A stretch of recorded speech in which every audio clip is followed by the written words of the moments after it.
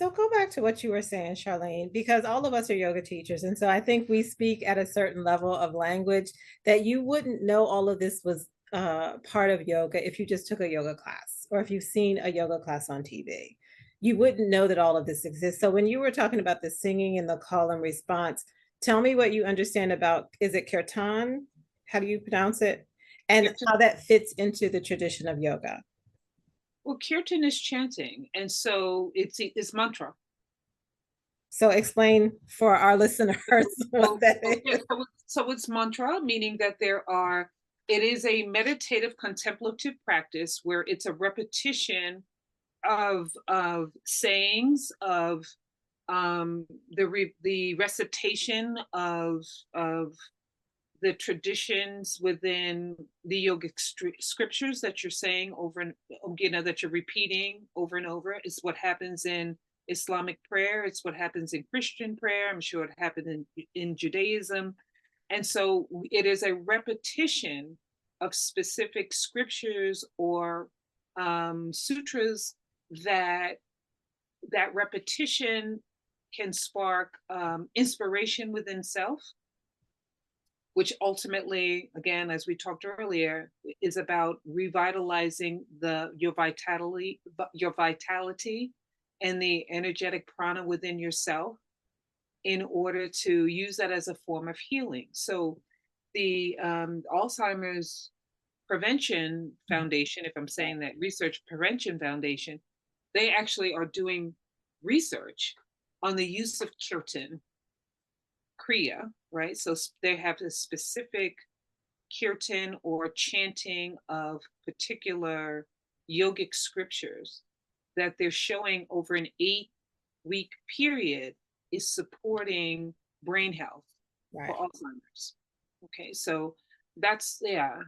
I hope I answered your question, You but did. I wanted to make that link. We had made the link a little bit with meditation. And so I wanted to make sure that I brought in the music. And so what you were saying, and Lord knows I'm not the authority on gospel music, but my understanding was initially it was scripture that was put to song. That was the initial idea behind it. It's well, it's call and response. So what happened in an African American for enslaved African tradition, when enslaved Africans were introduced to Christianity, uh, they resonated with those biblical, historical, and prophetic stories that talked about in people who were in bondage, mm-hmm. how their lamentation to God freed them.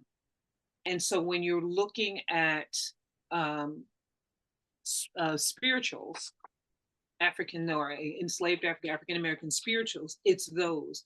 So it is the identification with specific biblical historical stories and prophecies that looked really close to what we're going through as enslaved people. Right. And that if I sing these laments,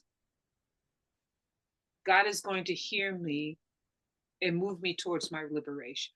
Okay. And it did prove to be resiliency for enslaved people. So much so that those songs are now gospel songs in contemporary time. Right. Right. Yeah. Just as an example. Which you can do the same thing, for example, with the text of the Bhagavad Gita, which is a story of a character who is caught in a situation of a war that he doesn't want to participate in.